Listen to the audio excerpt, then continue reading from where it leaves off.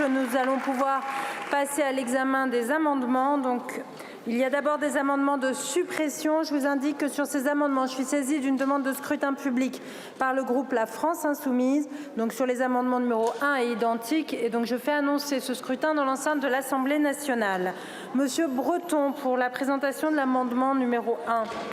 Oui, merci Madame la Présidente. Je voudrais être clair tout de suite pour dire que c'est un amendement que je défends à titre personnel. Au nom du groupe des Républicains, la seule personne habilitée à porter la parole, c'est notre oratrice de groupe, Émilie Bonivard. Et donc, s'il y a des mises en cause, faites-les à nous, en tant que députés individuellement, personnellement, mais pas à notre groupe, que ce soit bien clair. L'amendement de suppression qu'on vous propose, c'est parce qu'on voit, même après les débats en commission, on n'y voit pas clair. Il y a cet équilibre qui est recherché entre la liberté de la femme et la protection de la vie à naître. Est-ce que la formulation que vous voulez intégrer dans la Constitution va changer quelque chose ou non? On n'a toujours pas compris. Soit ça ne change rien, ben alors c'est pas la peine de le faire, soit ça change, mais il faut nous dire qu'est-ce que ça change. Voilà, donc on attend toujours de savoir ce que ça change. Et notamment, ça ne peut changer que l'équilibre entre la liberté. Monsieur Balanant, n'hésitez pas à prendre la parole. On aura l'occasion de débattre. Mais est-ce que ça change l'équilibre entre protection de la vie à naître et liberté de la femme? Nous pensons que oui, mais si vous nous dites non, dites-nous à ce moment-là ce que ça change ailleurs. Encore une fois, il y a besoin d'y voir clair. Soit c'est purement d'ordre symbolique, dont acte. Voilà, mais à ce moment-là, est-ce que c'est vraiment utile dans la configuration actuelle, ou est-ce qu'il y a effectivement un changement? Et dites-nous que ce que ça change. Nous attendons des réponses claires à ce niveau. Comme nous ne les avons pas eues en commission, eh bien nous vous proposons effectivement la suppression de ce texte qui manque de clarté. Je vous remercie. Amendement identique. Donc le suivant n'est pas défendu. Madame Ménard pour le numéro 50. Si, excusez. Je vous avais pas vu, monsieur Hetzel. Non, mais j'écoutais religieusement. Madame la Présidente, merci beaucoup. Permettez-moi, pour défendre cet amendement, de faire une citation.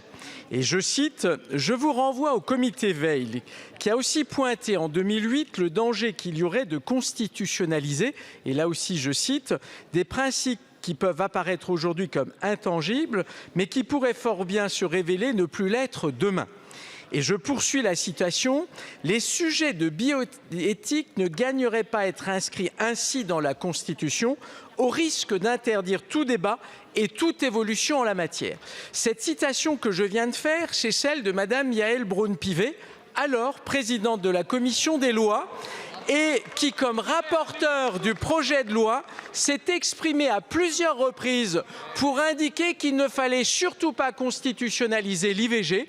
Je vous invite vraiment à reprendre ces débats. Vous verrez que ça a été fait à plusieurs reprises. Madame la Présidente, pour être totalement en phase avec ce que vous avez déclaré en 2018, eh bien, nous portons ces amendements. Je vous remercie. Merci beaucoup, monsieur Hetzel. Vraiment, si vous parlez de mes propos, j'aimerais bien que vous puissiez les citer dans leur intégralité. Ceci date de 2018 et j'ai indiqué publiquement à de très nombreuses reprises que j'avais évolué, que ma réflexion avait évolué et que j'étais pour la constitutionnalisation de l'interruption volontaire de grossesse. J'espère que c'est bien clair pour tout le monde. Je vais donner la parole à Madame Ménard pour l'amendement numéro 50. Merci Madame la Présidente, ça c'est promis, je ne vous citerai pas. Alors pourquoi avoir déposé un amendement de suppression de cet article? Tout simplement, je l'ai dit, parce que la constitutionnalisation du droit à l'IVG aujourd'hui en France est inutile. Depuis la loi Veil du 17 janvier 1975, le Conseil constitutionnel a toujours accepté les évolutions, toujours plus permissives, de la législation sur l'IVG, en considérant qu'il ne lui appartenait pas dans un tel domaine de substituer son appréciation à celle du législateur. Par sa décision du 27 juin 2001, le Conseil constitutionnel a même explicitement rattaché l'IVG à la liberté personnelle de la femme, protégée par l'article 2 de la Déclaration des droits de l'homme et du citoyen de 1789. Aujourd'hui, c'est bien le contraire. C'est la remise en cause de l'IVG par la loi qui serait censurée par le Conseil constitutionnel. Alors, pourquoi une telle initiative de votre part aujourd'hui? Tout simplement parce qu'en France, nos responsables politiques s'attaquent toujours à des sujets de société lorsqu'ils sont incapables de s'attaquer aux vrais problèmes. Qu'est-ce qui est plus urgent aujourd'hui? S'attaquer à l'IVG qui n'est menacée par personne ou trouver des solutions pour nos agriculteurs? Madame Berger a parlé tout à l'heure de symboles. Je ne suis pas opposée aux symboles en politique, mais pas lorsqu'ils sont des prétextes pour mettre la poussière sous le tapis. Parce que je le dis à nouveau, au lieu de nous interroger sur les causes du recours massif à l'IVG et sur les moyens d'aider les femmes qui y ont recours, vous voulez inscrire dans le marbre constitutionnel ce que Simone Veil pointait clairement comme une situation de détresse de ce qui devait rester une exception. Alors je l'ai dit, en 2023, 234 300 IVG ont été pratiqués, un record absolu. Je vous pose donc la question, quelle est l'urgence aujourd'hui? Constitutionnaliser l'IVG ou mettre en place une véritable politique de prévention de l'avortement, notamment chez les jeunes? J'espère que nos débats pourront répondre à cette question. Je vous remercie.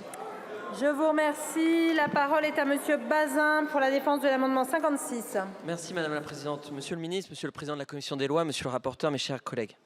À mon tour, je m'interroge. Est-ce nécessaire de modifier notre Constitution alors qu'il n'y a pas de risque avéré en France de revirement du Conseil constitutionnel sur la liberté de recourir à l'interruption volontaire de grossesse dans le cadre législatif actuel? La France n'est pas les États-Unis, heureusement. Aucun groupe parlementaire ici souhaite supprimer cette liberté. C'est à mon sens une erreur d'importer des questions de l'étranger qui ne se posent pas ici. D'ailleurs, si des entraves particulières existaient en France, comment expliquer que le recours effectif n'a jamais été aussi important? La question ici n'est pas d'être pour ou contre cette liberté. Mais faut-il l'inscrire dans la Constitution et, le cas échéant, est-ce pour en faire un droit absolu sans condition? Peut-être cela relève davantage du symbole. Mais Simone Veil, en 2008, elle-même avait refusé d'inscrire des dispositions de portée purement symbolique. Sinon, il faudrait y inscrire d'autres principes qui bénéficient aujourd'hui d'une protection juridique équivalente. N'est-ce pas un peu superflu alors que notre temps et notre énergie de législateur devraient se concentrer sur les problèmes actuels que rencontre la France? Ne vaudrait-il pas mieux s'atteler à des modifications, elles, nécessaires de la Constitution pour retrouver notre souveraineté sur des sujets qui préoccupent nos concitoyens dans leur quotidien? Ne vaudrait-il pas mieux se concentrer et s'atteler à la crise agricole, ce qui nécessiterait de revenir sur des surtranspositions législatives? Ces questions étant posées sur l'opportunité, la loi Veil, sur le fond, se veut un équilibre fragile qui repose sur la conciliation entre la liberté de la femme et la protection de l'enfant à naître. Il ne faut pas renoncer à cette recherche d'équilibre. Or, la formulation choisie par le gouvernement semble insuffisamment précise car l'emploi du terme de garantie engendre certaines incertitudes. Est-ce que cette garantie serait relative ou absolue? La loi Veil a prévu un encadrement éthique de cette liberté car toute liberté a ses conditions et ses limites. La formulation envisagée pourrait-elle remettre en cause cet équilibre recherché par Simone Veil? Voici les questions que je me pose au début de ces débats et que je souhaite vous partager. Je vous remercie. La parole est à Madame Besse pour l'amendement 114. Il n'est pas défendu. Le suivant, Monsieur Le Fur pour le 117. Merci Madame la Présidente, Monsieur le Ministre, Monsieur le rapporteur. En cet instant, nous ne sommes plus législateurs, nous sommes devenus constituants. C'est un acte grave, j'en conviens, puisqu'il n'y a pas eu de révision de la Constitution depuis 2008. Ce que je regrette dans cette affaire, c'est que pour cet acte grave, nous saisissons une occasion, un prétexte, qui est ce qui se passe aux États-Unis. Comme si nous n'avions pas suffisamment de problèmes à régler chez nous. C'est tellement plus amusant de s'occuper des problèmes des autres, c'est vrai, surtout quand on est défaillant pour régler ses propres problèmes. De plus, nous nous plaçons en espèce de phare pour l'humanité. Ça a été votre propos, Monsieur le Ministre. Sachez, et tous ceux qui ont l'occasion d'échanger avec des parlementaires d'autres pays, y compris des pays du tiers-monde, peuvent constater que cette attitude, qui est souvent très française, suscite irritation et parfois mépris. Évitons ce type de leçons que nous donnerions au monde. Intéressons plutôt nous à ce qui se passe chez nous. Chez nous, c'est 234 000 avortements en 22. Ce sont des chiffres de l'INSEE. Ce sont des chiffres considérables. En Europe, il n'y a devant nous que la Russie un voisinage qui n'est peut-être pas flatteur pour nous, tout au moins. La Russie qui tient cela de son histoire communiste en particulier. Eh bien, c'est la réalité. Et à 234 000 avortements dans l'année, le sujet, il n'est plus simplement individuel, il est national, il est démographique. Et au moment même où le président de la République, et je trouve cela plutôt bien, admet que c'est un sujet qu'il faut mettre sur la table, ce sujet de la démographie, ce sujet de la natalité, à ce moment même, nous choisissons le fait de solenniser, de canoniser en quelque sorte le droit à l'avortement, d'en faire une forme de dogme. Eh bien non, les lois, elles évoluent, elles ont vocation à évoluer. Il n'y a pas de raison de leur donner un tour dogmatique. Merci de votre attention. Merci, Monsieur Le Fur. Madame Blin pour l'amendement 169. Merci Madame la Présidente, Monsieur le Ministre, Monsieur le rapporteur, mes chers collègues. En réalité, l'initiative constituante d'aujourd'hui repose sur des fantasmes. Et c'est inquiétant de manier à ce point des procédés juridiques et notamment de vouloir modifier la Constitution qui est la norme la plus importante de notre pays. Je cite votre exposé, Monsieur le Ministre, votre exposé des motifs dans votre projet de loi.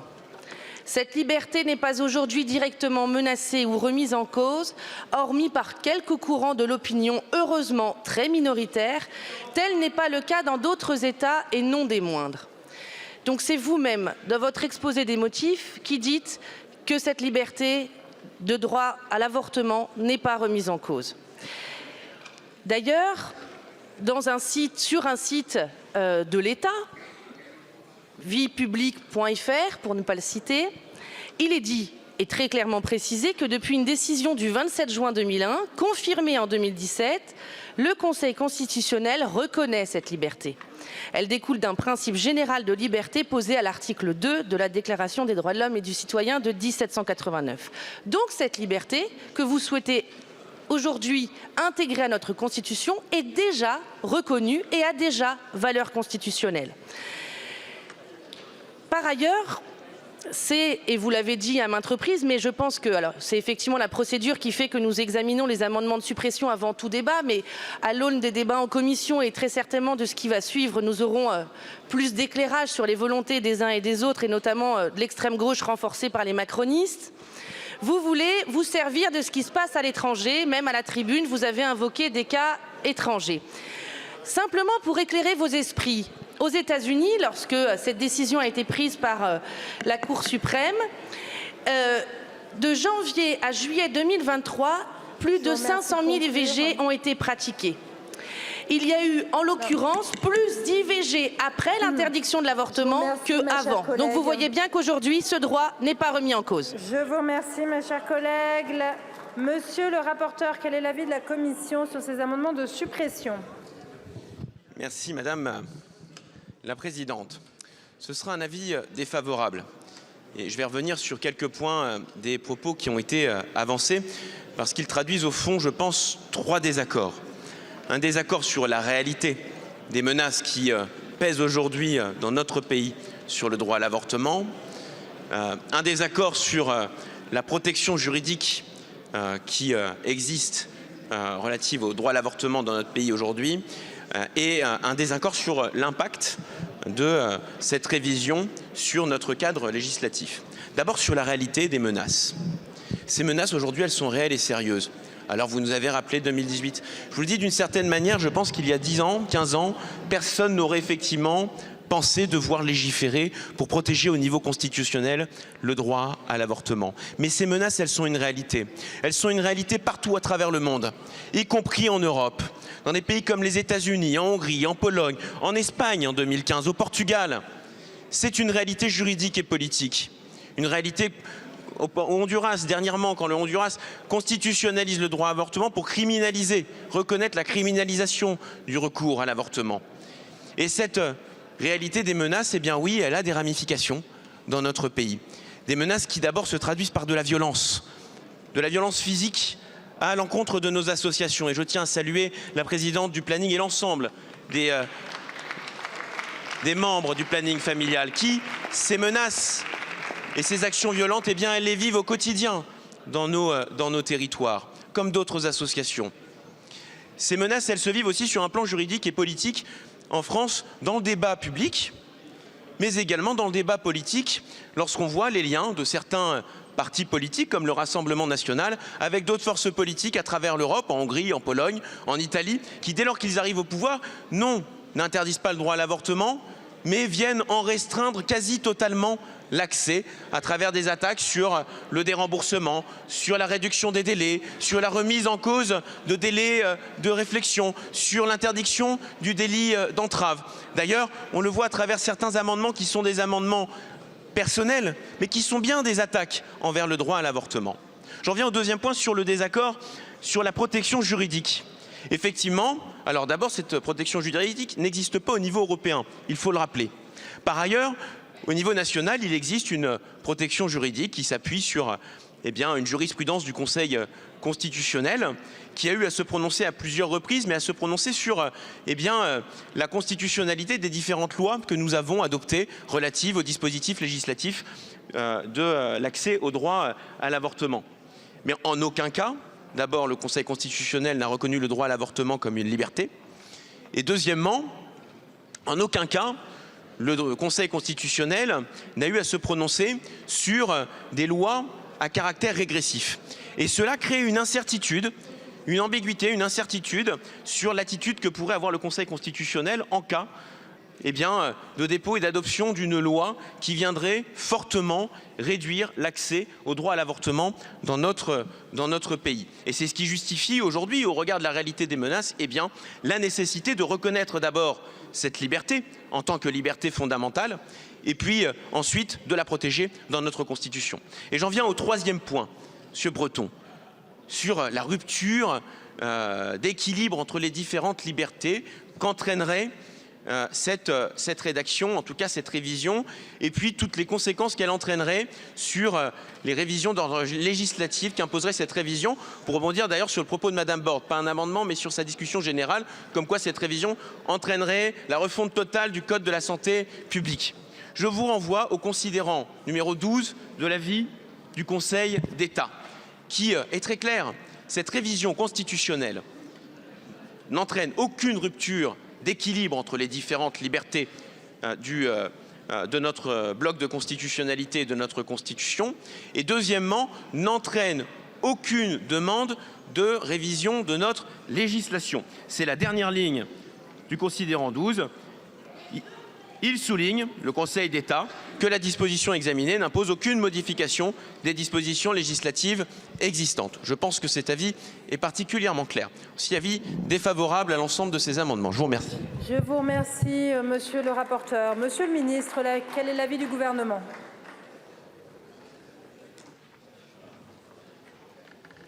Bien, merci Madame la Présidente. Bon, je pense que tout le monde imagine à cet instant que je vais être défavorable aux amendements de suppression que vous avez déposés. Merci tout d'abord aux uns et aux autres d'avoir dit que vous exprimiez une position personnelle. Mais pour autant, je vais essayer, peut-être pas de vous convaincre, mais d'aller sur les arguments que vous avez mis en exergue. Je le fais parce que, d'abord, je suis respectueux de vos opinions personnelles. Je sais qu'on est sur un sujet qui, philosophiquement, religieusement, pourquoi pas, ne peut pas nous amener vers l'unanimité. Bon, je veux quand même rappeler d'abord que cette Assemblée a voté le texte, très largement, et que je pense au fond pouvoir dire que nous sommes tous favorables, évidemment, à la loi Veil, la grande loi Veil. Alors, de quoi s'agit-il et qu'est-ce que j'ai entendu ? Monsieur le député Breton, je passe sur cette dérive titiste qui est un trait de l'humour que l'on vous connaît. Bon, pardon, mais notre Constitution, celle de 58, vaut largement celle de la Yougoslavie, ex-Yougoslavie d'ailleurs. Donc, nous serions vraiment le premier pays à avoir inscrit dans notre Constitution. C'est plus un pays. Pardon, on va. Oh,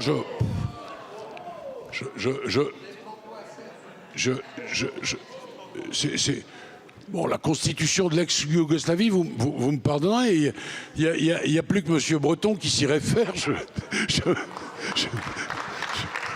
Oui, m'excuser. Bon, allez, admettons. Non, mais soyons sérieux parce que c'est. Non, mais soyons sérieux, c'est un sujet sérieux. Alors, d'aucuns disent, mais en réalité, la remise en cause de la grande loi Veil n'est pas menacée. Dans l'immédiat, j'entends bien. J'ai tenté de répondre dans mon discours à cet argument en disant que la modification constitutionnelle, c'était aussi pour l'avenir. Au fond, il s'agit de donner davantage de force à ce texte, qui est un texte extrêmement important et dont la très grande majorité d'entre nous reconnaissons aujourd'hui la nécessité. Mais je voudrais vous dire les choses autrement, si vous me le permettez.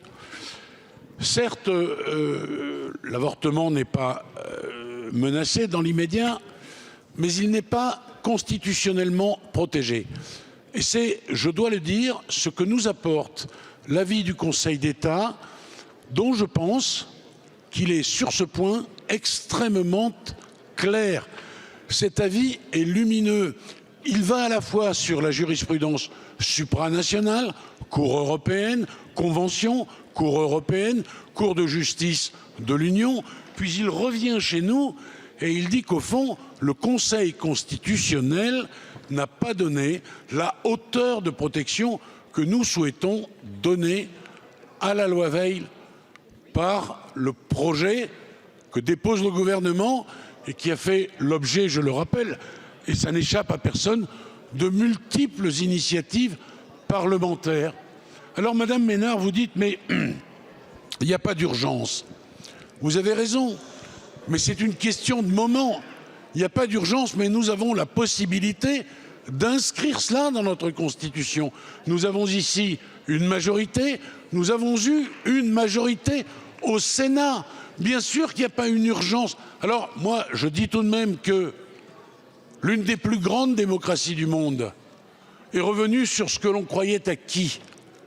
Je dis également que, sans traverser l'Atlantique, en Europe, certains ont des velléités de régresser sur ces questions qui sont des questions de liberté absolument essentielles.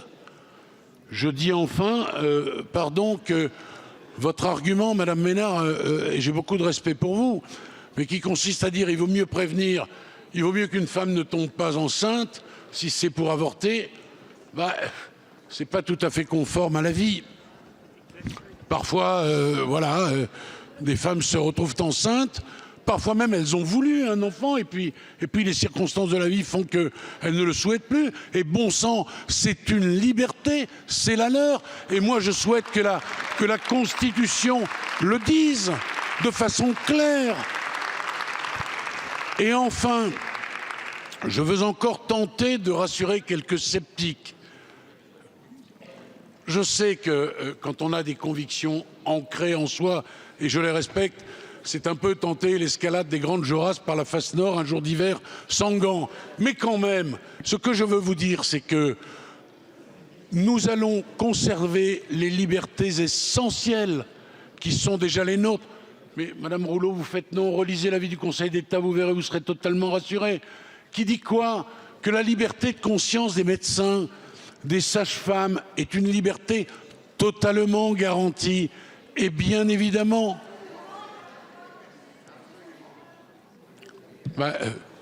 tout simplement parce que nous allons sur un texte qui est très précis, qui est le compromis entre ce que vous avez voté et ce qu'a voté le Sénat. Et les choses sont très claires. Vous faites non aussi, ils l'ont voté, je suis désolé. C'est d'ailleurs une initiative parlementaire de monsieur Philippe Bas, et qui n'est pas, pardon de le dire, n'importe quel juriste. Ensuite, que les uns et les autres puissent exprimer des opinions personnelles divergentes. Moi, j'en accepte l'augure, j'en accepte l'idée. Au fond, on est dans une grande démocratie.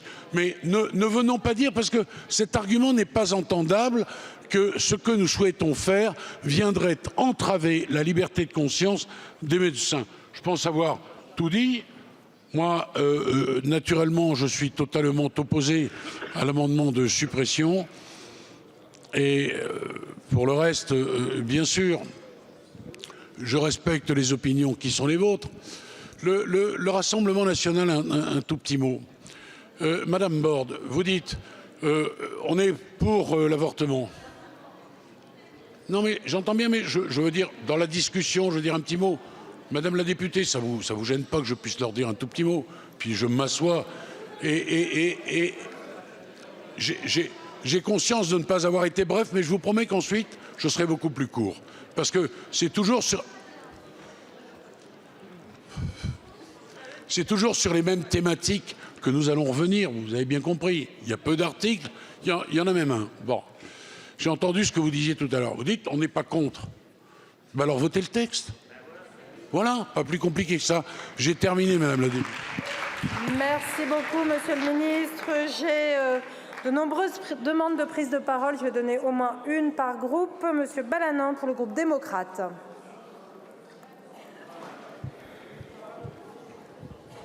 Merci Madame la Présidente.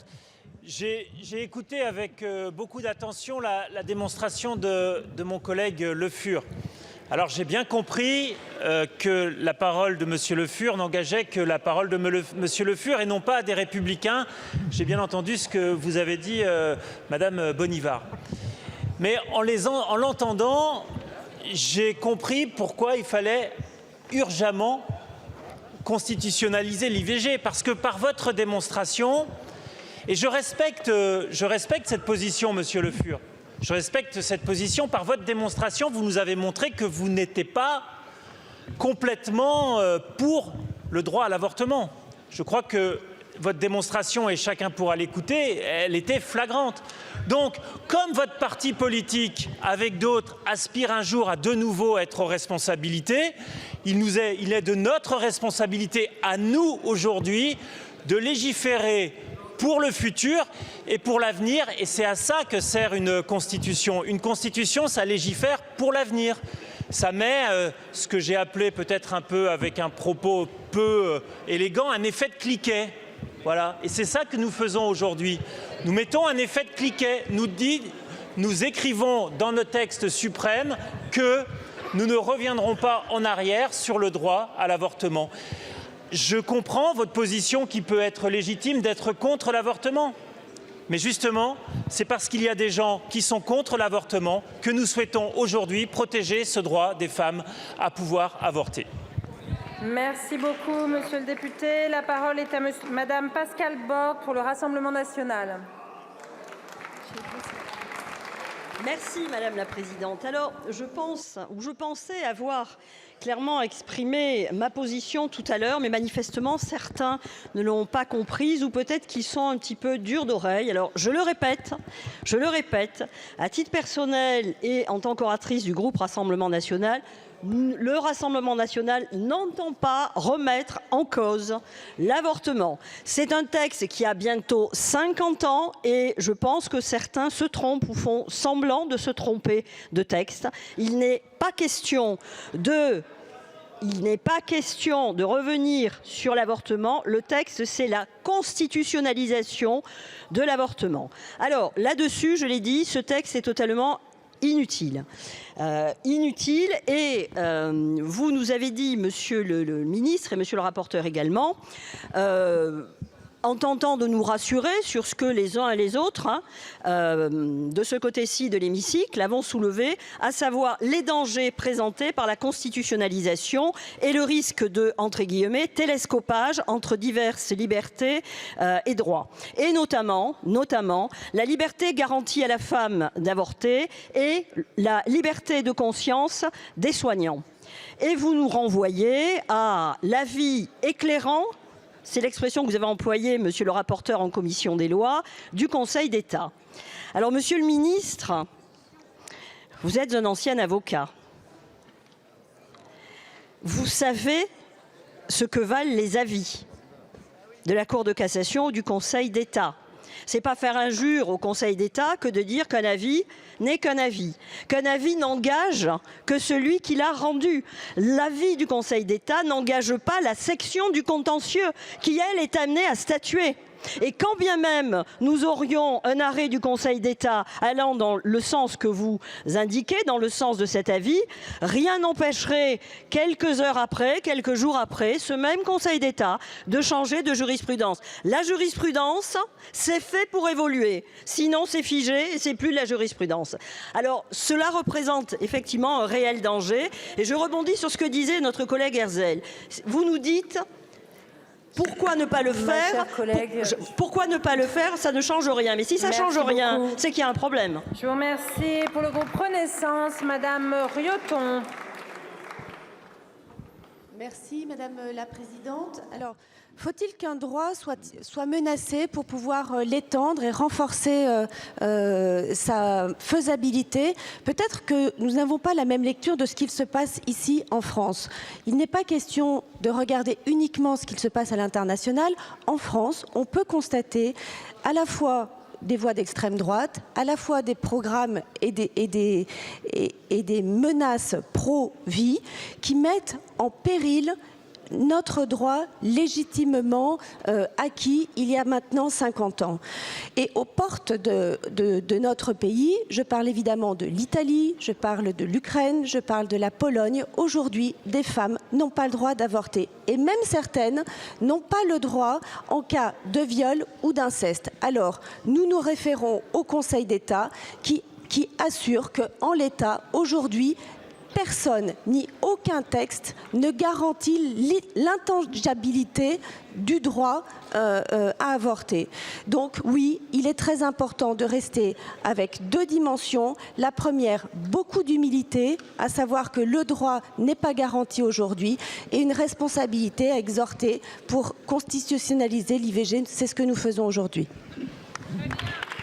Je vous remercie. Pour le groupe socialiste, Madame Battistel. Oui, merci Madame la Présidente. Je vais m'adresser tout particulièrement aux auteurs de ces amendements. Alors vous ne comprenez pas pourquoi nous avons cette démarche de constitutionnalisation, puisque le droit à l'IVG et l'accès à l'IVG en France ne seraient pas en danger.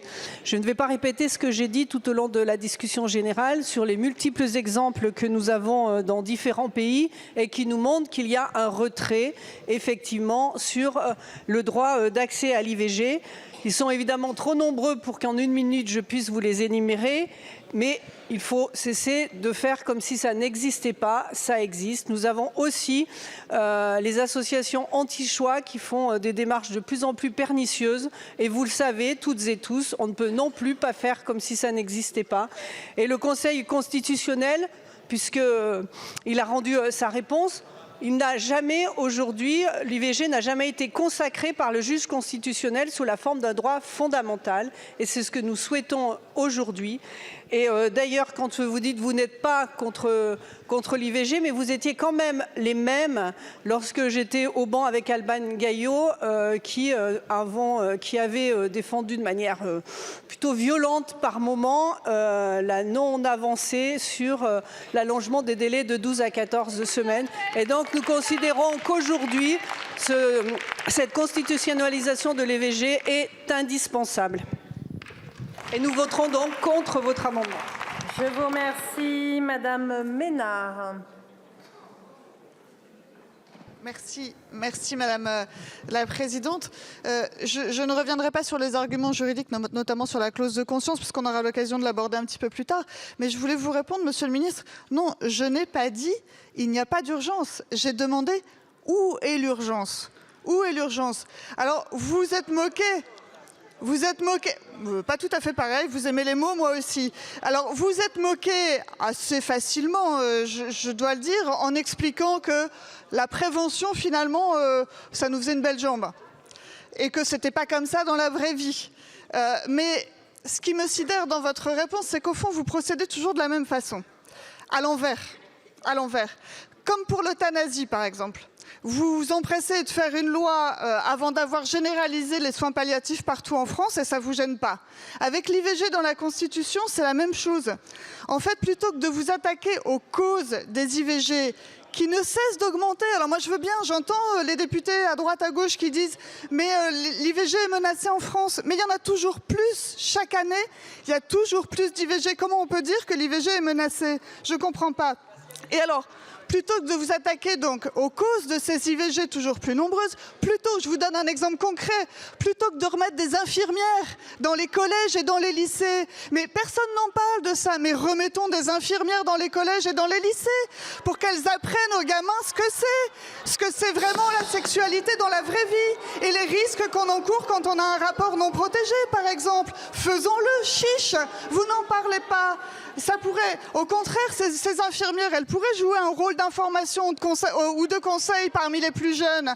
Mais non, vous préférez faire l'inverse et inscrire la liberté de disposer de son corps pour les femmes dans la Constitution. Alors c'est très bien, sauf que vous ne vous souciez pas des conséquences chez celles qui les pratiquent. Et pourquoi faire, puisqu'en fait le but pour vous est satisfait, les femmes peuvent jouir de leur corps en toute liberté. Très bien. Très bien, sauf que ça ne réglera rien et que nous aurons toujours plus d'IVG chaque année en France. Je vous remercie. Merci beaucoup. La parole est à Madame la Présidente Panot pour la France Insoumise. Merci Madame la Présidente. Alors déjà, je veux réaffirmer par rapport aux amendements qui ont été portés, ce qui est redit dans l'avis du Conseil d'État, qui confirme que l'interruption volontaire de grossesse ne fait l'objet d'aucune consécration dans le droit, ni dans la Constitution française, ni dans la Convention européenne de sauvegarde des droits humains et des libertés fondamentales et les protocoles additionnels, ni dans le droit de l'Union européenne, ni davantage dans la jurisprudence du Conseil constitutionnel, de la Cour européenne des droits humains ou de la Cour de justice de l'Union européenne. Donc ça, c'est la première des choses pour dire que nous avons besoin de consacrer ce droit dans la Constitution. Deuxième chose, pour avoir souvent discuté avec des militantes polonaises, elles racontent à quel point la remise en cause d'abord de la contraception qu'elles sont en train de reconquérir aujourd'hui même et du droit à l'avortement qui a causé la mort de 6 femmes a été extrêmement rapide et qu'elles ne s'y attendaient absolument pas. Donc là aussi nous avons une urgence à inscrire ce droit tant qu'il est encore solidement ancré. Quant au Rassemblement national, nous ne croyons pas une seule seconde. Quand vous prenez comme modèle Viktor Orban qui oblige les femmes à écouter le cœur du fœtus avant de pouvoir avorter, ou comme ça se passe en Italie, vous ne touchez pas la législation mais vous faites ce qu'il faut faire, vous rajoutez des clauses de conscience, vous enlevez des accès au droit et à la fin ce droit n'est pas accessible, mais effectivement vous n'avez pas touché à la législation. Nous savons de quel côté vous êtes, comme partout dans le monde lorsque l'extrême droite prend le pouvoir, vous vous en prenez d'abord aux droits des femmes. Ensuite, je veux dire que j'ai de l'espoir pour la suite, parce que quand je pense à votre famille politique, qui à l'époque combattait si ardemment la loi Veil, et qui aujourd'hui n'osait même plus dire que vous êtes contre l'avortement, ce que vous êtes au fond, en disant il faut respecter l'équilibre de la loi Veil, eh bien ça veut dire que nous avons gagné sur vous les anti-droits, nous avons gagné sur vous les anti-choix, et nous continuerons à progresser avec cette nouvelle étape qui va être faite, et qui est une étape qui va marquer non seulement une victoire pour les droits humains, de progressisme des droits humains, mais surtout une défaite des anti-choix dans ce pays et dans le monde.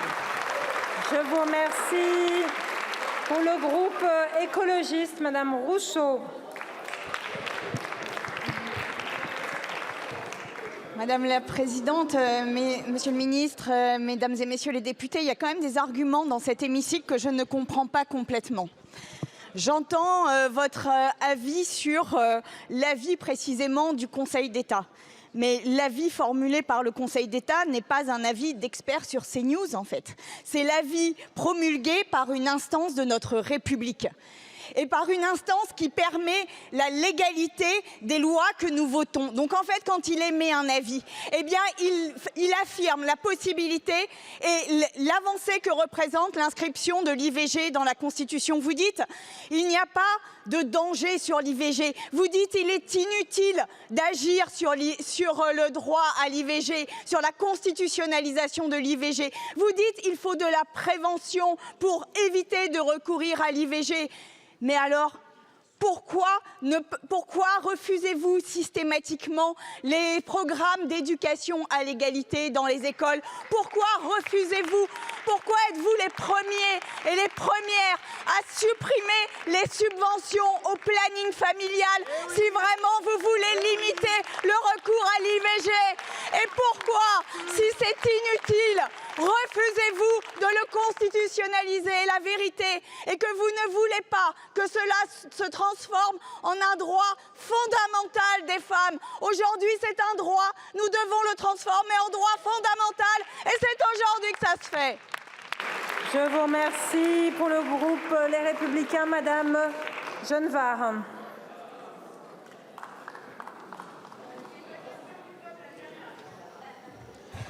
Merci Madame la Présidente, Monsieur le garde des Sceaux, Monsieur le rapporteur.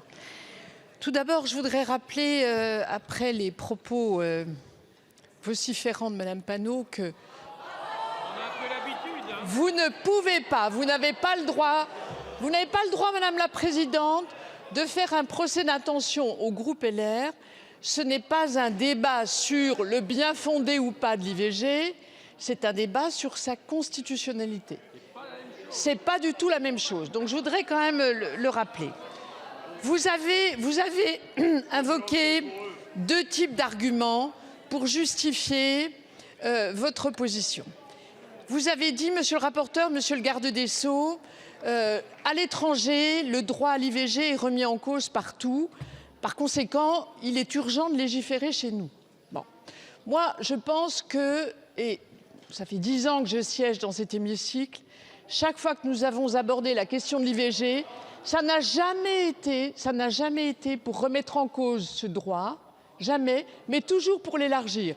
J'en veux pour preuve la proposition de Madame Battistel qui, en juillet 2022, a fait adopter dans cet hémicycle un amendement qui prévoyait l'interruption médicale de grossesse jusqu'à 9 mois en raison de la détresse psychosociale. N'est-ce pas, Madame la députée? Et cet amendement a été adopté et heureusement retoqué au Sénat. Donc, jamais ça n'a été dans le sens d'un rétrécissement du droit, mais toujours dans le sens d'un élargissement du droit. Le deuxième argument que vous invoquez, c'est le fait qu'il y aurait dans notre pays des associations anti-IVG. C'est vrai, elles existent et depuis longtemps. Mais que je sache, nous sommes dans un pays de liberté d'expression. On a le droit, ce n'est pas ma conception, ce n'est pas mon opinion, mais on a le droit d'exprimer une opinion opposée à l'IVG. On est quand même dans un pays de liberté d'expression et donc je ne vois pas en quoi ce serait infondé. Enfin, merci beaucoup, Madame vous voulez la députée. pratiquer une constitutionnalisation préventive. Merci. Cette position est fort discutable et c'est précisément le sens de ces amendements. La parole est à Madame Agnès Carrel pour le groupe Horizon. Merci Madame la Présidente, Monsieur le garde des Sceaux, Monsieur le rapporteur, mes chers collègues. Je crois qu'on ne doit pas se tromper de débat. Effectivement, là est la question, c'est oui ou non inscrire l'IVG dans la Constitution. Alors vous venez de nous prouver que tout compte fait, ce n'est pas inutile et qu'effectivement il faut le faire. Relisez l'avis du Conseil d'État, la loi ordinaire ne garantit pas ce droit. Non, ce n'est pas inutile de l'inscrire dans notre Constitution, sacralisons-le. Nous ne sommes plus dans cette réaction émotionnelle suite à ce qu'il s'est passé aux États-Unis. Nous avons dépassé ce stade depuis quelques mois déjà. Nos droits sont effectivement ce qu'ils sont actuellement. Nous sommes décidés à les préserver et à préserver notre avenir. Nous devons en tous les cas les défendre. Ce que je pense, c'est qu'il n'y avait pas urgence. Mais quand on entend certaines voix dans cet hémicycle, tout compte fait, je pense qu'il y a urgence. En tout cas, quelque chose est inaliénable, le droit des femmes de disposer de leur corps, et cela doit rester clair. Je vous remercie. Et pour le groupe Lyot, je donne la parole au président Pancher. Oui, Madame la Présidente. Le droit à l'IVG inscrit dans la Constitution, c'est bien entendu une garantie supplémentaire. Et moi, j'invite les uns et les autres à se méfier en permanence des tentatives de remise en cause des droits et des libertés publiques. Dans beaucoup de démocraties qui nous entourent, et qui auraient pu le penser, des champs entiers de libertés publiques sont remis en cause. Le droit à l'information, l'indépendance de la justice est remise en cause, la séparation des pouvoirs. et par conséquent, nous ne pouvons que nous réjouir de voir une garantie supplémentaire dans le cadre de cette Constitution, et c'est la raison pour laquelle nous souhaitons vraiment qu'il en soit ainsi et que nous nous opposons évidemment à cette demande de s'opposer à cet article 1er. Je vous remercie. Donc je vais maintenant mettre aux voix ces amendements de suppression pour lesquels il y a eu des avis défavorables du rapporteur et du gouvernement. Je vous demande de bien vouloir regagner vos places. Le scrutin est ouvert. Le scrutin est clos.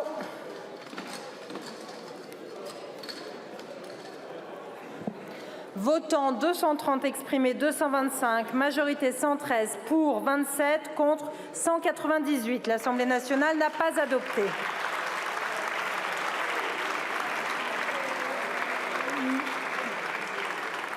Nous avons ensuite des amendements qui peuvent être soumis à une discussion commune.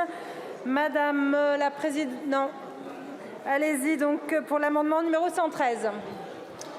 Merci Madame la présidente. Comme beaucoup d'autres avant moi ici, je évidemment voulais commencer par dire l'émotion qui m'étreint à l'heure de parler dans cet hémicycle, dans un moment que nous percevons toutes et tous comme un moment historique. Nous allons adopter un texte historique qui est un texte de compromis, bien évidemment. Nous soutiendrons ce compromis, ne serait-ce que pour infliger cette défaite au discours pro-choix, au discours anti-choix, pardon, et pour faire valoir le droit des femmes à disposer de leur corps contre certaines voix qui s'expriment ici. Et pourtant, nous avons pensé nécessaire de rappeler la première version d'un texte que nous avions déposé, qui a été signé par 114 sénateurs de 5 groupes différents, par tous les députés de 4 groupes politiques différents, qui a été adopté le 16 novembre 2022 dernier, et qui est un texte qui permettait d'élargir et de rendre plus effectif encore cette garantie du droit des femmes à disposer de leur corps, puisqu'il intégrait il ajoutait à la question de l'interruption volontaire de grossesse celle de la contraception et qu'il garantissait à toute personne qui en faisait la demande l'accès effectif à ces droits. La question de la contraception n'est pas une petite question. Tout comme l'accès à l'IVG, le droit à la contraception a été obtenu de haute lutte par ces femmes qui se sont battues, par le planning familial que je salue ici et tant d'autres. C'est un droit qui a été élargi progressivement. C'est un accès qui a été rendu progressivement plus viable, alors qu'au début, il était extrêmement encadré, et notamment concernant la pilule du lendemain, de la contraception d'urgence. On sait qu'en Pologne, c'est d'abord à la contraception d'urgence qu'ils s'en sont pris avant de s'en prendre au droit à l'IVG. C'est important aussi d'inclure cette dimension-là. Et puis, l'autre aspect, c'est garantir des droits effectifs. Eh bien oui, parce que quand, du fait des politiques d'austérité, 130 IVG ferment en une dizaine d'années, quand, du fait des politiques déraisonnables en termes médicaux, vous avez des pénuries de pilules abortives, alors vous prenez ces risques. Mais chers collègues, c'était pour vous inviter non pas au réarmement démographique, mais l'heure est au réarmement des droits des femmes à disposer de leur corps. Merci. Je vous remercie. L'amendement suivant, le 68, Madame Battistel. Merci Madame la Présidente. Par cet amendement, Monsieur le Ministre, Monsieur le rapporteur, nous souhaitions réaffirmer notre préférence pour une écriture différente qui aurait fait appel au droit plutôt qu'à la liberté, même si elle est garantie, parce que ça nous paraît plus protecteur. Sur la place aussi qu'aurait trouvé cette disposition dans la Constitution. Au lieu de l'article 34, nous aurions évidemment préféré l'article 1er pour la même raison, parce que ça nous semble plus protecteur. Et puis, nous aurions souhaité dans cette écriture, intégrer également la contraception, ce qui n'est pas le cas de l'écriture existante. Mais comme nous l'avons dit à plusieurs reprises, cet amendement, c'est surtout un amendement d'appel, puisque nous nous rangerons à l'écriture qui relève d'un compromis, parce que c'est extrêmement important que ce cheminement passant par le Sénat nous amène jusqu'au Congrès. Et c'est, je crois, la seule façon de pouvoir y parvenir. Donc nous nous soumettrons à cette écriture collective, mais en tout cas nous voulons réaffirmer notre souhait d'une autre écriture qui avait été portée en son temps par Cécile Untermaier, qui n'a pas pu être là tout de suite, mais qui tenait à ce que cet amendement puisse être défendu. Alors l'amendement numéro 109 pour la France Insoumise, qui le défend? Madame Oziol. Merci Madame la Présidente. C'est un amendement qui veut que la loi garantisse l'égal accès au droit à la contraception et à l'interruption volontaire de grossesse. Voyez-vous, souvent l'IVG apparaît comme tolérée mais pas garantie. Ainsi, la loi du 2 mars 2022 qui visait à renforcer le droit à l'avortement, dite loi Gaillot, visait à étendre la compétence de la pratique des IVG par méthode instrumentale aux sages-femmes en établissement de santé. Or, le décret qui s'en est suivi impose que pas moins de 4 médecins doivent être disponibles sur site ou à distance pour qu'une sage-femme puisse réaliser une IVG instrumentale. Non seulement lorsqu'on pose des conditions pareilles, non seulement ça ne va pas dans le sens de renforcer ou d'étendre le droit à l'IVG, mais ça l'entrave et c'est donc à rebours des attentes de notre époque. Aujourd'hui, nous discutons d'inscrire le droit à l'IVG dans la Constitution et il y a une volonté de nombreux parlementaires et de nombreux groupes qui s'expriment dans ce sens. Pour que l'égal accès au droit à la contraception et à l'IVG soit effectif, nous devons aussi acter le principe de non-régression. Gravé dans le marbre de la Constitution, c'est gravé pour de bon, sans renonciation. C'est un acte franc, clair, résolu. Limiter ou réduire le droit à l'IVG revient à ne pas garantir ce droit. On ne dispose pas de son corps à moitié. Il s'agit ici d'entériner, de consacrer le droit à l'IVG et à la contraception. Nous le voyons dans nos débats, les avis sont tranchés sur la question, pas mitigés. Lorsqu'on entend que constitutionnaliser le droit à l'IVG est inutile, il n'y a qu'un pas de la remise en question de la constitutionnalisation à la remise en question du droit tout court à l'IVG. Garantissons ce droit pleinement, entièrement, franchement. Je vous remercie. Pour l'amendement suivant, le 63, Madame Faucillon. Merci Madame la Présidente. C'est un amendement qui en fait reprend la rédaction transpartisane que nous avions travaillée lors des lectures précédentes. Il y avait la formule proposée par Madame Panot, il y avait la formule proposée par Madame Berger, et puis à quelques-uns et surtout quelques-unes, nous avions travaillé à une rédaction commune qui permettait, je le crois, de répondre à une forme de solidité de cette rédaction pour consacrer le droit à l'IVG dans la Constitution. Il rappelait aussi quelques principes auxquels nous tenons particulièrement, le principe de non-régression, mais aussi l'effectivité du droit à l'IVG, tant on voit que malgré le droit à l'IVG dans la loi, nous voyons combien des questions liées à la santé publique, mais aussi parfois à la double clause de conscience, eh bien, font que ce droit, et notamment pour les plus vulnérables, n'est pas toujours effectif. Donc, le redépôt de cette version transpartisane est une manière pour nous de rappeler les principes et la volonté d'une version solide dans la Constitution. Mais c'est aussi l'occasion de dire aux collègues ici, et particulièrement aux sénateurs et aux sénatrices, que nous avons fait beaucoup de chemin déjà sur les compromis, puisqu'il y avait plusieurs versions. Je rappelle que celle de Madame Panot prenait aussi s'attacher au droit à la contraception et on sait combien ce droit peut être remis en cause et peut conduire à la remise en cause du droit à l'IVG.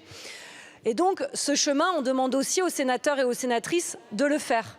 Ce chemin de compromis et de ne pas s'arc-bouter sur leur version comme nous avons été en capacité de bouger sur nos versions initiales. Ou alors, je crois qu'ils diront quelque chose qui est différent. Ils diront en réalité qu'ils ne veulent pas vraiment constitutionnaliser le droit à l'IVG. Soit ils veulent un compromis comme nous sommes en capacité de le faire alors que cette lutte est une longue lutte et que nous voulons vraiment y arriver, soit ils ne veulent pas vraiment y arriver. Je vous remercie. Nous avons ensuite des amendements identiques. Monsieur Acquaviva pour le 64.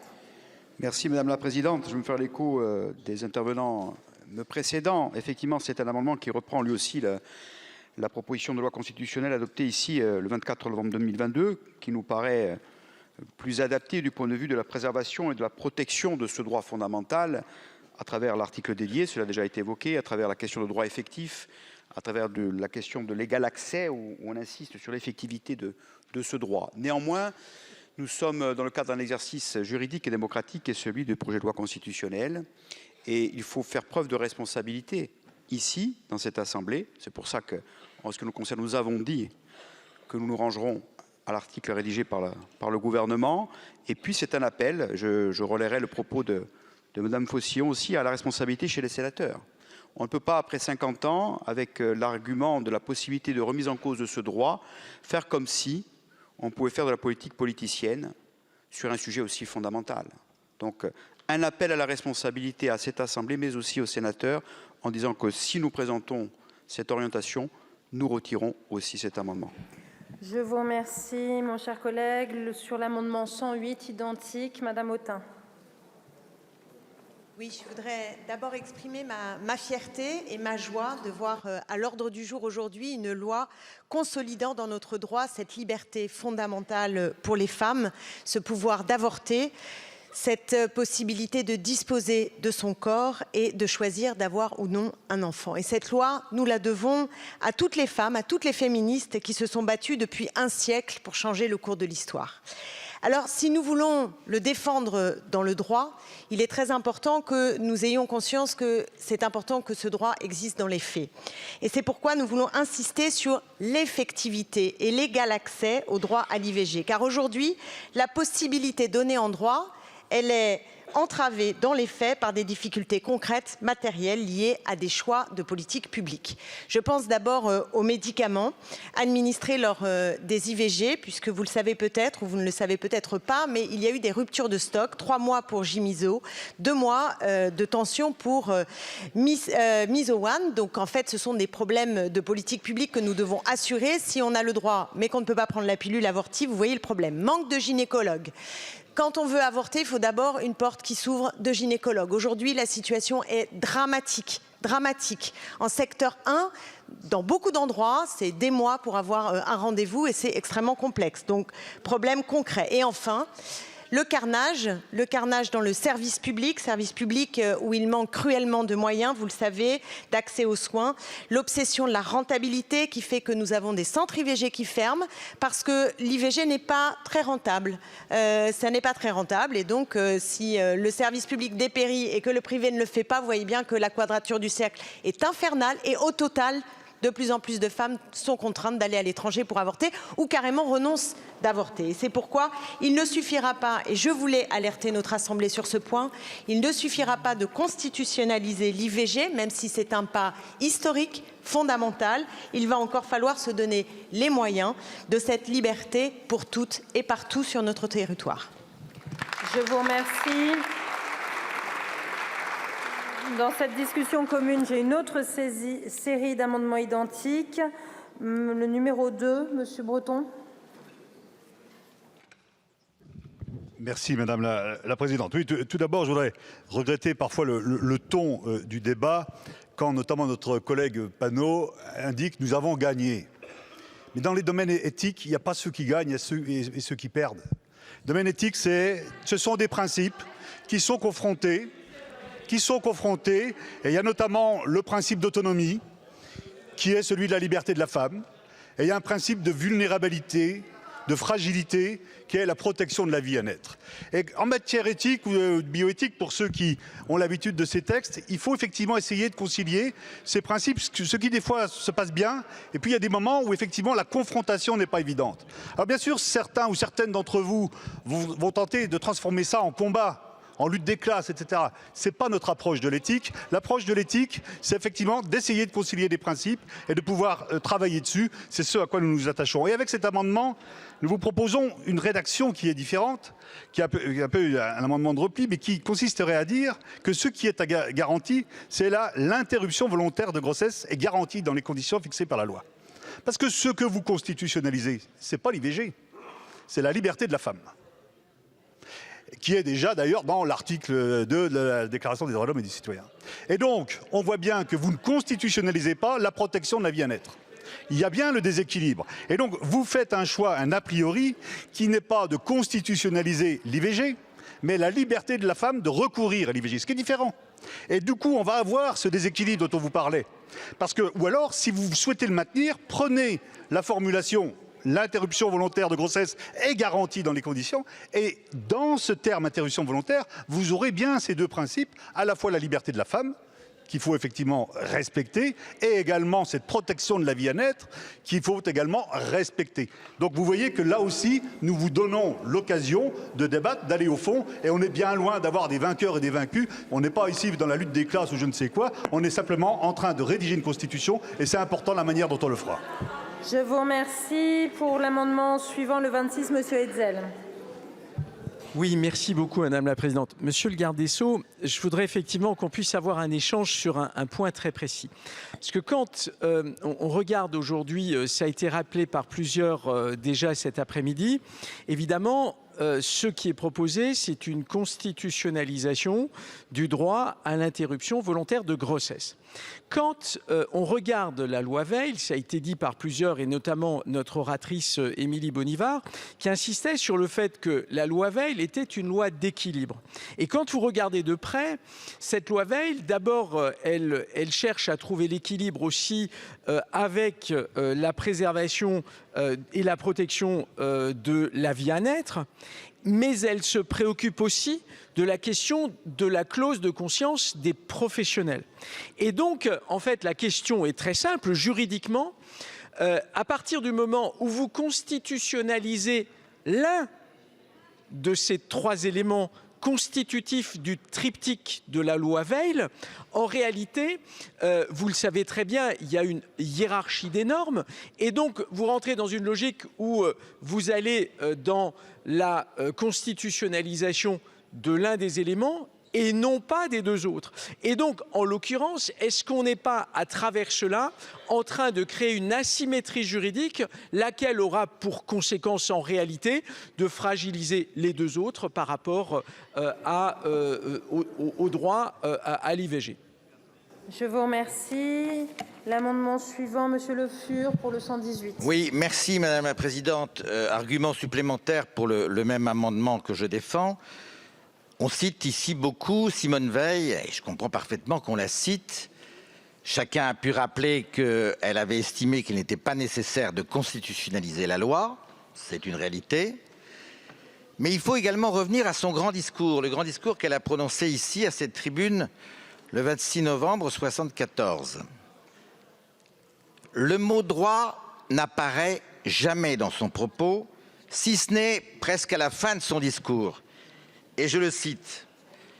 Elle dit « La loi est faite pour s'appliquer à des situations individuelles souvent angoissantes. » Et chacun avait à l'esprit évidemment ce qui se passait avec les avortements clandestins, avec ces drames, avec parfois ces femmes qui mouraient. Et elle ajoute que si elle n'interdit plus la loi, elle ne crée aucun droit à l'avortement. C'était ça son propos en 1974. On était dans une logique du moindre mal. On était dans une logique de l'équilibre, comme ça a été dit, entre la liberté donnée à la femme et également cette vie potentielle pour les uns, cette vie réelle pour d'autres. En tout cas, cette vie, une réalité si la femme bat au terme de la naissance. Voilà les quelques éléments qu'il faudrait, me semble-t-il, ajouter. On s'est considérablement éloigné de cet équilibre et je constate que la proposition qui nous est faite, Monsieur le Ministre, s'en éloigne encore un peu plus puisque dans votre propos, sauf erreur de ma part, mais je ne prétends pas être sûr de moi, vous n'avez pas évoqué la nécessité de protéger la vie à naître. Je vous remercie. Et pour terminer cette série, Madame Blin pour le 165. Merci Madame la Présidente. Je voudrais simplement revenir sur les chiffres que je n'ai pas eu complètement l'occasion de terminer tout à l'heure. Lorsque les États-Unis, en tout cas la Cour suprême des États-Unis est revenue sur l'arrêt qui garantissait l'accès à l'IVG, il y avait 10% de moins d'avortements avant qu'après l'arrêt de la Cour suprême. Donc en fait, moi je voudrais simplement interroger nos collègues sur le banc d'en face, savoir si vous êtes attachés à un droit à une symbolique de droit ou alors à une effectivité du droit? Parce que la réalité, c'est que le simple fait que la Cour suprême soit revenue sur cet accès n'a pas porté préjudice à l'accès réel des femmes à l'IVG. Un autre point aussi, effectivement, ça a été redit par notre collègue Hetzel. Monsieur le garde des Sceaux, vous avez dit que la clause de conscience des professionnels serait garantie après cette modification de la Constitution. Mais pouvez-vous nous donner concrètement ce qu'il garantit cette clause de conscience? Parce qu'on ne constitutionnalise pas la clause de conscience. Donc si on constitutionnalise l'accès à l'IVG, il faut également constitutionnaliser la clause de conscience. Il y a un parallélisme des formes qui tendrait à être plutôt rassurant. Mais si vous ne nous garantissez pas que cette constitutionnalisation de la clause de conscience n'est pas effective, ça peut poser un certain nombre de difficultés. Et puis une autre question aussi, c'est sur le placement de cette réforme de la Constitution, l'article 34. Dans le domaine qui énumère le domaine de la loi. Or aujourd'hui, le législateur est déjà intervenu sur cette question de l'IVG.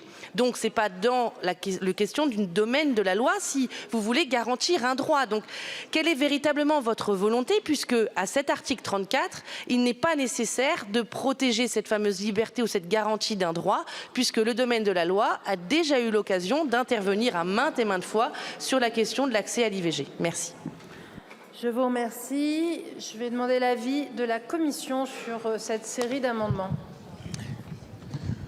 Merci Madame la Présidente et merci chers collègues pour l'ensemble de ces amendements qui sont particulièrement importants. J'avais eu l'occasion déjà de le dire aux collègues Faucillon, Panot, Battistel, Untermeyer, Aquaviva lors de nos échanges en commission.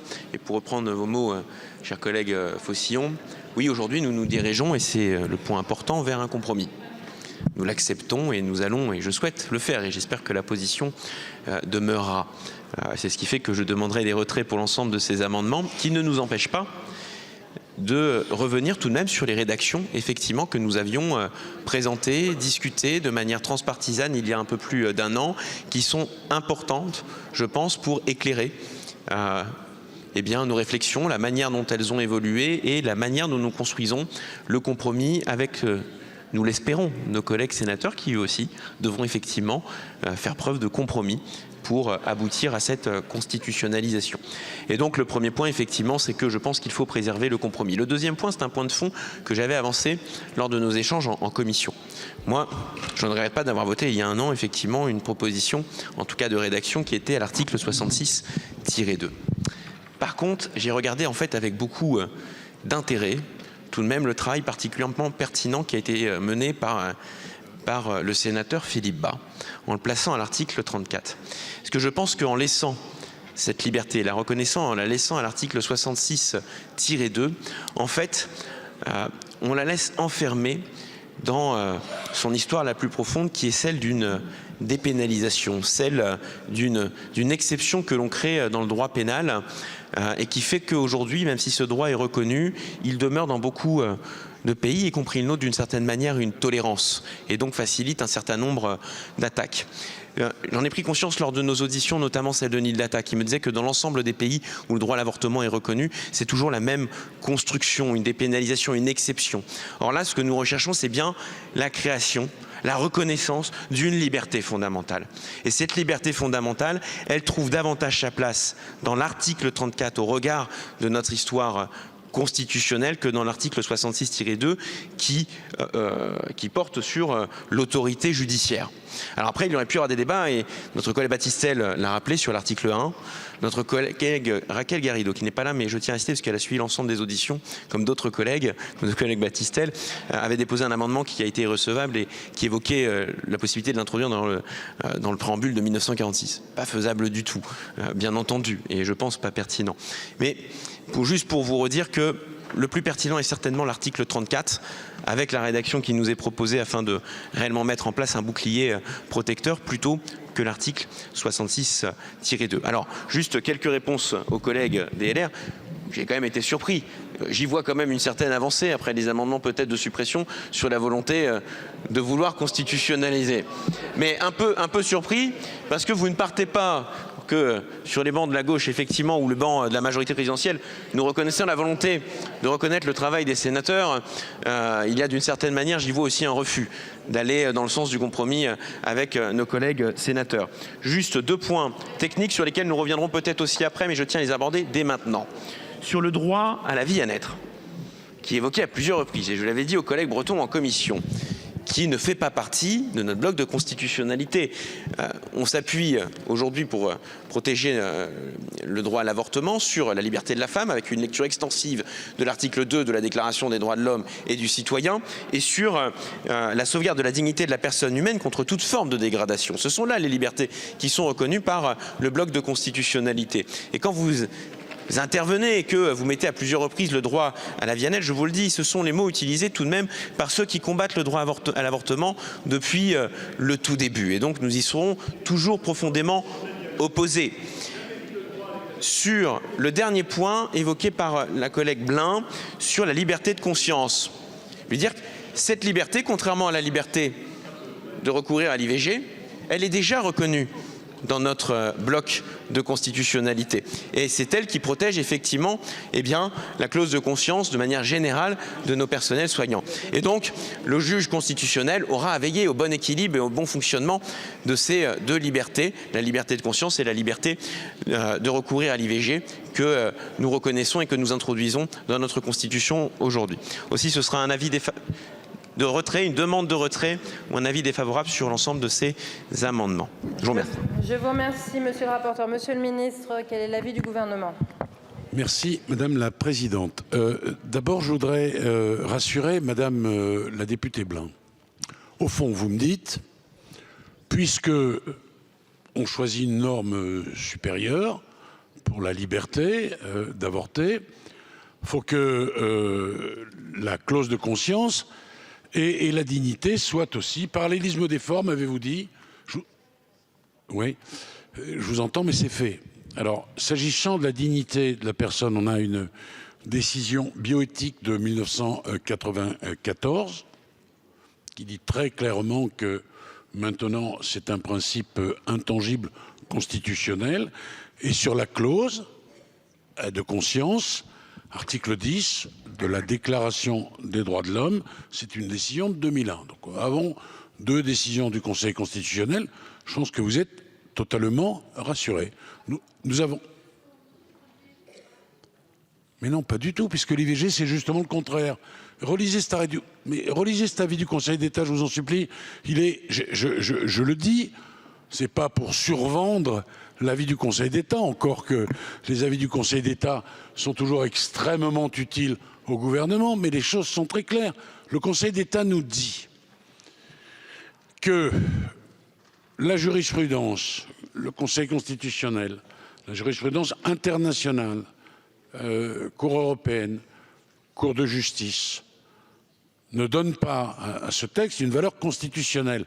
Entendez-le, c'est la raison pour laquelle on souhaite que vous votiez ce projet de loi. Et vous me dites, ah ouais mais moi j'ai un peu de réserve, ce que j'entends, dites la clause des médecins, des sages-femmes, c'est pas bien garanti par notre Constitution. Je vous réponds oui, il y a une décision, je vous la donne dans quelques instants, je vous en donne les références précises.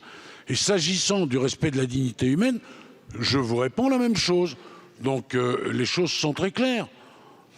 Maintenant, je voudrais répondre à d'autres amendements. J'y suis naturellement totalement défavorable. Moi, je veux porter ce texte. Une grande majorité ici d'entre nous, nous avons envie que ce projet de loi gouvernemental soit voté. J'ai un premier vote de l'Assemblée nationale et un texte évidemment. Et puis j'en ai un autre du Sénat. Bon. Qu'est-ce qui fait le gouvernement? Il essaie de trouver un texte équilibré. Et il travaille pas mal là-dessus. Parce que je rappelle que le Sénat a voté un texte qui va dans le même sens. On essaie de trouver un texte équilibré. Le Conseil d'État y met sa patte et nous rajoutons un seul mot, un seul. Et moi je dis aux uns et aux autres, mais retirez vos amendements en la matière. D'ailleurs, c'est ce que j'ai entendu tout à l'heure. Parce que notre but, c'est quoi? C'est pas du chipotage, j'allais dire sémantique. Pardon, le mot n'est pas le mieux choisi. Mais c'est qu'on aboutisse. C'est qu'on aboutisse sur ce texte. Et c'est un texte de compromis, c'est un texte d'équilibre, c'est un texte qui doit nous permettre d'avancer. Donc moi, je veux bien que vous me disiez mon texte est mieux que le texte de l'autre. Je veux bien, mais c'est pas comme ça qu'on va avancer. Au contraire, on va enliser le débat. Donc nous avons un but commun et c'est lui que nous nous sommes fixés. Je vous remercie, Monsieur le Ministre. J'ai quelques demandes de prise de parole. Madame Bonivard. Monsieur Pradier. Merci, Madame la Présidente, Monsieur le Ministre, Mesdames et Messieurs les députés. En son temps, si Simone Veil parvient à aboutir sur le texte qui semble nous rassembler et nous rendre, je le pense et je l'espère collectivement fiers, c'est parce que sa parole avait cherché à convaincre tout le monde, au-delà même des consciences, des convictions et parfois même des croyances. Et peut-être vais-je être un peu brutal en le disant, mais je crois qu'il faut le dire tout de même. Les femmes ont eu de la chance d'avoir Simone Veil pour porter leurs paroles et leurs droits. Les femmes ont aujourd'hui sûrement beaucoup de chance d'avoir ici dans cet hémicycle, quels que soient les bancs, des femmes et des hommes pour porter leurs paroles.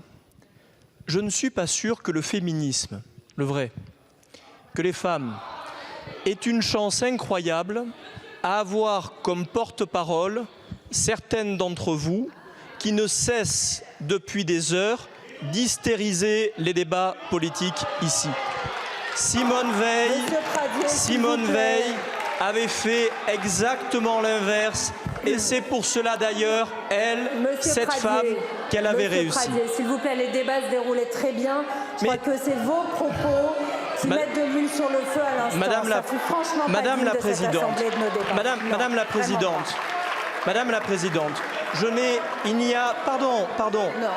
il n'y a aucune intention. Madame la Présidente, je vous l'assure, il n'y a dans mon propos aucune intention d'hystériser. Et voyez-vous,